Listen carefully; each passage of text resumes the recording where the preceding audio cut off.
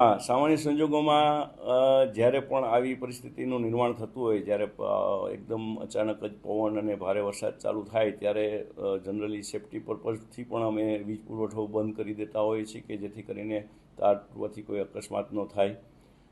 ત્યારે લોકોની અપેક્ષા હોય કે પાવર સપ્લાય ક્યારે ચાલુ થશે. એટલે તમામ લોકો આજે આપ બધા જાણતા હશો કે એક ઘરમાં 2 થી 3 મોબાઈલ હોય.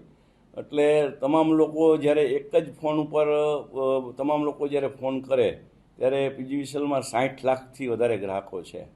ત્યારે આ વસ્તુ એટ એ મોમેન્ટ પરિસ્થિતિ સર્જાતી હોય છે. જનરલી નોર્મલી આવું થતું નથી હોતું. તો અમે પણ એવા પ્રયત્નો કરીએ છીએ કે લોકોને મેસેજથી અને જાણકારી મળે એવા પણ અમારા ટેકનોક્રેટ પ્રયત્નો અમારા ચાલુ છે કે જેથી કરીને આ લોકોની જાણકારી મળી જાય કે મારો પાવર સપ્લાય ક્યારે ચાલુ થશે, તો એટલા ફોન ઓછા આવે એવા પણ અમારા પ્રયત્નો આજની તકે પણ ચાલુ જ છે. આપ સાચા છો, મેં પણ એ વિડીયો જોયો છે. એમાં અમારા જે કર્મચારી જે છે અને એની સામે જ્યારે આ લોકો કહે છે ત્યારે એ પોતે પણ કહે છે કે અહીંયા અમારા કોલ સેન્ટરમાં અમે વિડીયો કેમેરા પણ એ માટે જ મૂકેલા છે કે જેથી આવો બનાવ ન બને, કોઈ એવા ફોન સાઈડમાં ન મૂકી દે. એ પોતે બોલે છે કે મારા અહીંયા કેમેરા છે, તમે જોઈ શકો છો કે મેં ફોન, હું કમ્પ્લેન લખું છું તો 2 વસ્તુ તો શક્ય નથી, એટલે મેં ફોન મૂક્યો છે સાઈડમાં.